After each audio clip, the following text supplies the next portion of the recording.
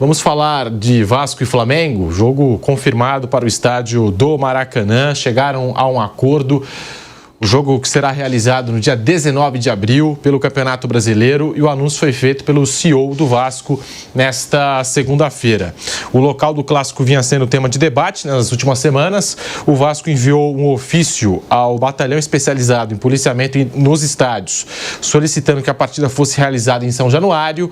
Ontem saiu a informação que a Justiça do Rio de Janeiro concedeu uma liminar que autorizou a realização do clássico em São Januário, e a decisão de mandar o jogo em São Januário caberia ao Vasco. Porém, como o Vasco já havia feito o acordo com o Flamengo e também com o Fluminense, o clube disse que manteria a sua palavra, e nós temos aqui a declaração do CEO do Vasco da Gama sobre o assunto. Agora parece que ficou definido o clássico Vasco e Flamengo, dia 19 de abril, pelo Campeonato Brasileiro, será no estádio do Maracanã. Abre aspas para o CEO do Vasco da Gama, o Carlos Amodeu, que disse o seguinte, abre aspas: o Vasco passou a negociar não só com o Flamengo, mas também com o Fluminense, um acordo bem mais amplo do que somente a partida do dia 19. Negociamos tanto com o Flamengo quanto com o Fluminense um acordo mais amplo que está formalizado. A gente estabeleceu que todas as partidas, exceto as válidas pelo estadual, em 2025 e 2026 serão jogadas no Maracanã com público de 50% para cada torcida. E ele ainda completou: nessas partidas em que o Vasco atuar como mandante, terá condições comerciais equitativas a Flamengo e Fluminense quando atuam como mandante, ao que se refere ao valor de locação, exploração de estacionamento e camarotes. Também terá condições operacionais diferenciadas. Teremos possibilidade de ambientar o vestiário do Vasco, zona mista identificada de Vasco, bandeirinhas de escanteio, a iluminação e uma série de coisas mostram o reconhecimento de Flamengo e Fluminense da importância que o Vasco tem.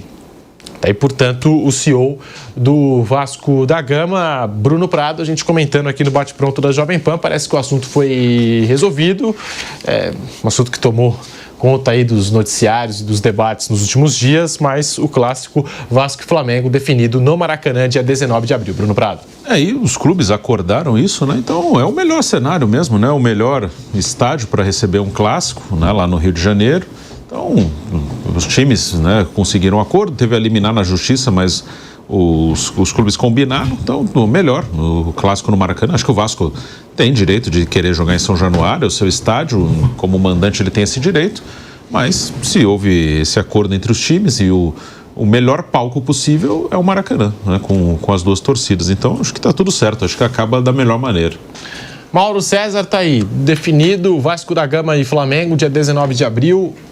Jogo marcado para o estádio do Maracanã, mantido no Maracanã. A decisão de mandar em São Januário caberia ao Vasco, depois que a Justiça do Rio de Janeiro concedeu ali uma liminar que autorizou, né, a realização desse clássico em São Januário, mas o Vasco já tinha dado a palavra ao Flamengo e ao Fluminense, e os clássicos do Rio de Janeiro ficaram acertados assim.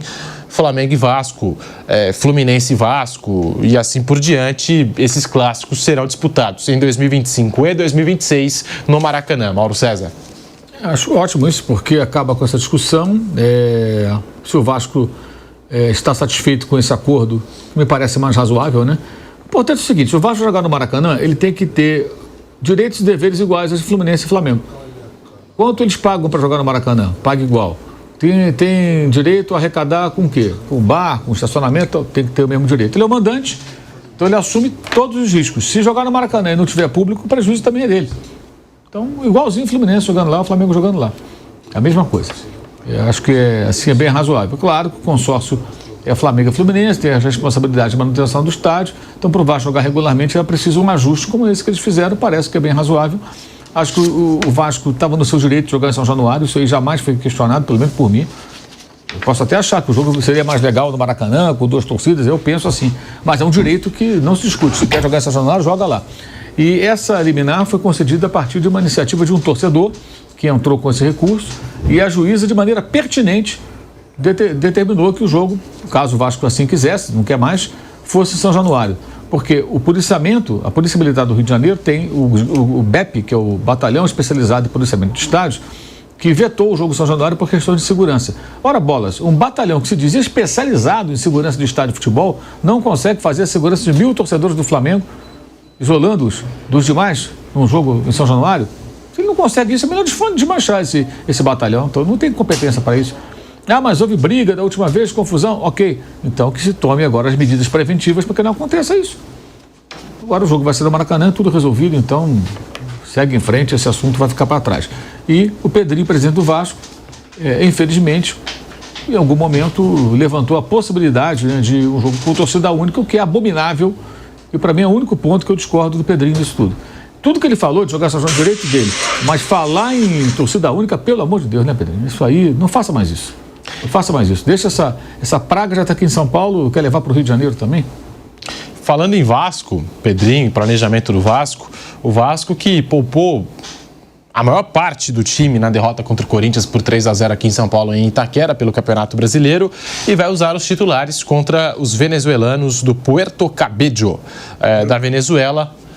O provável time do Vasco: Léo Jardim, Paulo Henrique, João Vitor, Maurício Lemos, Lucas Piton, Hugo Moura, Paulinho Coutinho, Nuno Moreira, Garré e Verrete. Tá aí, portanto, o time do Vasco que vai entrar em campo contra o Puerto Cabello da Venezuela. Antes do jogo contra o Corinthians teve o Melgar do Peru, enfrentou o Corinthians com um time mistão em Itaquera, e agora vai para esse próximo compromisso, para essa segunda rodada aí de Copa Sul-Americana, com o time completo, com a força máxima, com tudo aquilo que tem à disposição o Vasco da Gama, dando prioridade. Esse parece ser um sinal claro, dando prioridade às Copas e não ao Campeonato Brasileiro, Bruno Prado. Que eu acho bem perigoso, né? Porque, assim, o Vasco tem 3 competições esse ano. Ano passado ele tinha só 2. Ele tinha só a Copa do Brasil e o Brasileiro. Ele não estava em competição sul-americana. E até por isso, ele conseguiu também, por isso, fazer um bom papel, para mim, nas 2 competições dentro da realidade atual do Vasco. Ele chega na semifinal da Copa do Brasil, que ele não chegava desde o ano em que foi campeão, lá em 2011, e ficou em 10º no Brasileiro, que para a realidade atual do Vasco é uma boa colocação. Esse ano ele tem 3 competições, ele tem a Sul-Americana também. E aí fica mais perigoso, porque mesmo clubes que têm mais elenco, mais dinheiro, tem muita dificuldade de levar as 3 competições. E o Vasco, acho que ele tem que priorizar primeiro o Brasileiro, no sentido de somar os pontos para ficar em situação confortável em relação a não correr risco de luta contra rebaixamento. Isso não serve só para o Vasco. É só pegar o histórico do Campeonato Brasileiro por pontos corridos. Normalmente, quando tiver lá para o final do primeiro turno, até 10 rodadas do segundo turno, quem quiser analisar, analise isso dos anos anteriores, fica mais fácil. A diferença normalmente do 10º ali, do 8º, do 9º colocado para a zona de rebaixamento, ela é muito pequena. Muitas vezes você já está no meio do campeonato e a diferença do 9º colocado para o 17º é 6 pontos, 5 pontos. Então o Campeonato Brasileiro é um campeonato que durante quase toda a competição, metade do campeonato está brigando para não cair. É isso. Aqui dizem, o futebol brasileiro tem muitos concorrentes ao título. Não é verdade. Tem poucos concorrentes ao título e muitos concorrentes ao rebaixamento. Metade do campeonato briga para não cair. O Corinthians é uma prova claríssima disso, que é um time que na 30ª rodada do Brasileiro do ano passado estava na zona de rebaixamento. 8 rodadas depois, são 38, ele estava em 7º lugar, que foi onde ele terminou. Então, em 8 rodadas, você sai da zona de rebaixamento e vai para 7º.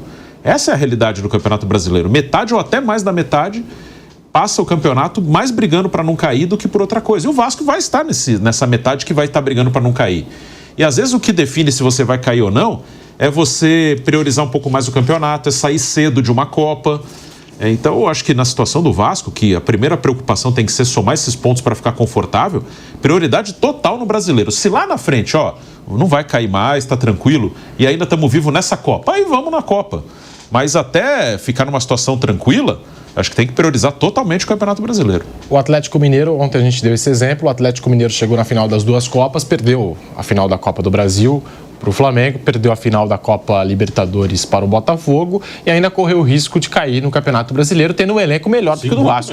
Muito melhor. E eu discordo do Pedrinho quando ele diz que o Vasco tem um dos melhores elencos do futebol brasileiro. Está entre os 8 melhores elencos do futebol brasileiro. Não acho que o Vasco tem esse elenco todo, não. tem que ficar esperto, ainda mais quando se fala em Campeonato Brasileiro, Bruno. É isso, né? A primeira briga é essa. E vai passar o campeonato, boa parte do campeonato, e como eu falei, não é nenhum demérito, metade do campeonato vai ter essa situação de ter que somar pontos. E aí a Copa tem que ficar em segundo plano mesmo, a Copa tem que ser aquele negócio. Já estamos em setembro, outubro, tá tudo bem, mas eu tô vivo aqui nas quartas da Sul-Americana. Vamos tentar ganhar a Sul-Americana, brasileiro a gente já resolveu, agora vamos tentar ganhar a Sul-Americana. Mas, assim, se sair na primeira fase da Sul-Americana e não correr risco no Brasileiro, para mim é melhor. É melhor do que eventualmente correr risco no Brasileiro, sofrer até a última rodada e eventualmente ganhar uma Sul-Americana ou chegar numa final. Eu prefiro a outra opção. Cai na fase de grupos da Sul-Americana e não corre risco no Brasileiro. Acho que cair no Brasileiro é um risco muito grande. É uma coisa que pode mexer muito com a vida do clube. Então, eu prefiro levar o Brasileiro como total prioridade e, se der lá na frente, tentar lutar por uma Copa. Hoje, Vasco da Gama e Puerto Cabello da Venezuela, o jogo marcado para as 21h30, e amanhã é a vez do Flamengo pela Libertadores enfrentar o Central Córdoba às 21h30, com a transmissão da Jovem Pan aqui no canal do YouTube Jovem Pan Esportes. Mauro, alguma informação sobre o retorno do Pedro? Será que pode pintar como uma novidade nesse jogo pela Libertadores? Você tem alguma novidade sobre o Pedro e esse Flamengo que enfrenta o Central Córdoba da Argentina amanhã às 21h30, Mauro? O Pedro tem a possibilidade até de ficar no banco, né, nesse jogo. Agora é importante entender assim, que a situação dele, ele está bem distante de completar o tempo que normalmente é necessário cumprir para ficar bom e voltar a jogar futebol quando tem lesão de ligamento cruzado, que seriam 9 meses, seria só em junho, né? Mas, segundo os médicos do Flamengo, ele superou todas as etapas, não sente dores, reúne as condições adequadas para voltar, mas é para voltar bem aos poucos. Então, o que pode acontecer, por exemplo, pode ser que ele fique no banco. Vai jogar? Talvez não, talvez fique só no banco. Se o Flamengo estiver vencendo o jogo com facilidade, vitória garantida, talvez ele entre para ficar lá 5 minutos, alguma coisa próximo disso. A ideia é fazer pouco a pouco seu retorno. A expectativa real para voltar a jogar para valer seria maio, junho, para voltar a jogar mesmo, ser titular e tal. Então é uma volta bem aos poucos. E pode também acontecer, a gente sabe disso, que houve com o próprio Bruno Henrique, quando voltou dessa lesão, depois ficou fora de alguns jogos, porque sentiu algumas dores, teve uma tendinite, se não falar a memória também, que são sequelas do período de inatividade, cirurgia, recuperação e tudo mais. Mas ainda há a possibilidade, pelo menos até o domingo, a informação que eu tive, que havia sim a possibilidade de ele poder ser relacionado para esse jogo de quarta-feira contra o Central Córdoba, que é o campeão da Copa Argentina, empatou com a LDU o primeiro jogo fora de casa, dentro de casa, lá na Argentina. O time já está no Rio de Janeiro, vivendo um momento assim absolutamente inusitado, porque é uma equipe que jamais imaginou jogar a Libertadores, ficou 48 anos fora da elite do futebol da Argentina, voltou em 2019, muito em função do inchaço da primeira divisão, lá com o Tic-Tapia na presidência da AFA, né? Lá a gente tem um Tic-Tapia, são 30 times na primeira divisão, uma aberração, não tem mais rebaixamento há um tempão, e se firmou, e fez uma Copa Argentina, Copa, né? Ainda mais com um jogo único. Eles eliminaram 2 times da segunda divisão, Quilmes e o Temperley, e eliminaram o Estudiantes, o Huracan. Final foi contra o Vélez e bateu mais um outro time da primeira divisão, que eu estou lembrando agora, que é o News Old Boys. Ganharam 4 times da primeira divisão e ganharam na final do Vélez, que é o campeão argentino. Então, assim, é um negócio impressionante. É um time pequeno, né, que chegou à primeira divisão e ganhou a Copa Argentina de forma surpreendente e está aí na Libertadores. Né? Vai tentar dificultar o Flamengo, né? O técnico, tem muitas histórias ali, o técnico, o Omar de Felipe, ele é um veterano da Guerra das Malvinas, ele lutou na guerra. E teve uma série de questões, né, quando voltou. Ele diz que o futebol o salvou, porque voltou, evidentemente, da guerra com várias questões psicológicas, né? Foi uma carnificina, aquela guerra suicida dos militares argentinos, se meteram naquilo. Margaret Thatcher aproveitou que estava meio em baixa lá na sua popularidade para trucidar lá os argentinos e voltar a ter popularidade entre os ingleses. Enfim, a guerra tem dessas coisas, né? E ele esteve lá serviu, né, na guerra. E seguiu no futebol, mas já tem experiência, um técnico já de 62 anos, foi campeão equatoriano com o Emelec, já treinou Independiente, treinou outras equipes, o Vélez, outros times de primeira divisão, e agora está fazendo esse trabalho no Central Córdoba, que não é de Córdoba, é de Santiago del Estero, fica a 400 quilômetros mais ou menos de Córdoba. E o nome é porque o clube é centenário, tem mais de 100 anos, havia uma empresa ferroviária, né, uma empresa que administrava os trens entre o final do século XIX e o início do século XX, que chamava Central Córdoba. Então, foram ferroviários que inauguraram o clube, então o clube pegou o nome da empresa e ficou em definitivo. Muita gente acha que o time é de Córdoba. De Córdoba é o Belgrano, o Talheres, que está no grupo de São Paulo, o Instituto, tem o Racing de Córdoba, mas o Central Córdoba não é de Córdoba, embora o nome sugira isso. Ontem até ouvi um colega falando, não, porque o jogo lá em Córdoba não é Córdoba, é Santiago del Esteiro. Tem um estádio lá que é meio elefante branco que eles fizeram, que não costuma lotar, onde o Flamengo vai jogar no segundo turno. O estádio tem as cadeirinhas coloridas. Tá falado, nosso Mauro César. Manda um abraço pro Nilson César, já que eu falei aqui do Tá Falado, rapaz. Nilson César, que transmite amanhã as emoções do futebol. Aqui é semana de Libertadores e Copa Sul-Americana. Também, Nilson. O Nilson no Instagram tá impossível. Nilson, eu não perco uma postagem. Ele dá conselho, ele orienta, ele faz ginástica. É um negócio sensacional. Genial. E sempre com a sua camisa regata, né? Essa coleção. Regata. O Nilson pode usar regata. O Nilson tem essa licença. Ele tá liberado. Tá liberado. O Nilson, ele pode. Deixa o Nilson de regata. Ele deve ter mais camisa regata no guarda-roupa que um jogador de basquete. Nossa. E vários times da NBA. Tem vários times da NBA também. Sensacional. Um abração aí pro Nilson César. É possível. Arrebenta. Com a sua Harley. E com a sua Harley também, que arrebenta aqui no futebol da Jovem Pan e vai transmitir semana de Libertadores, de Copa. A galera coloca no ar também. Aí, Golden State. Show de bola. Golden State. Esse aí foi o Stephen Curry que mandou pra ele, com certeza. E o óculos também muito estiloso. Sempre na academia. Sai da academia. O óculos sempre também cuidando do estiloso. Boa. O óculos é qualquer nota, né? Um dia eu espero conseguir realizar esse sonho. Ter um óculos como o do Nilson César. Olha que maravilha. Muito estilo. Moderno. Parabéns. Tem estilo, pô. Agora é Brooklyn Nets. Ele já tava com a camisa do Golden State, agora é Brooklyn Nets. Agora do Brooklyn.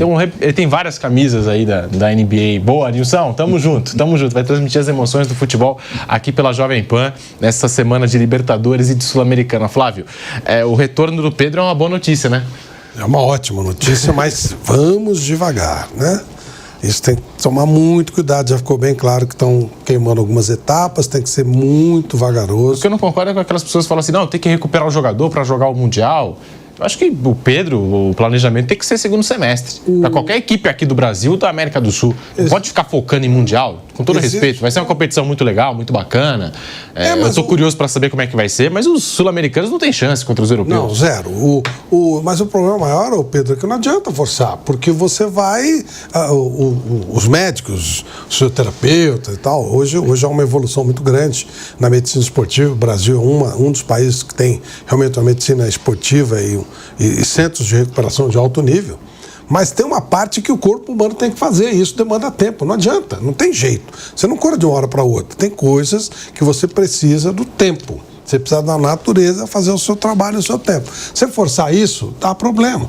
Vídeo de Neymar, não adianta forçar a entrada do cara, ele não vai aguentar. O Neymar não pode jogar 7 jogos, não tem como jogar e não se machucar.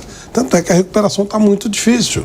E a mesma coisa o Pedro. Então, você pode até deixar no banco, vai voltando, vai se enturmando, mas não pode forçar. Se forçar, a chance de perder o jogador por mais tempo é enorme. E o problema todo é o jogador, né? O cara fica psicologicamente abatido. O cara, esse é o trabalho dele. Ele não ele não quis ser jogador de futebol para ficar se recuperando em departamento médico. Ele quer jogar. Então ele tem que ficar legal, ficar pleno para poder voltar bem. E cá entre nós, não há necessidade do Pedro nesse momento na competição.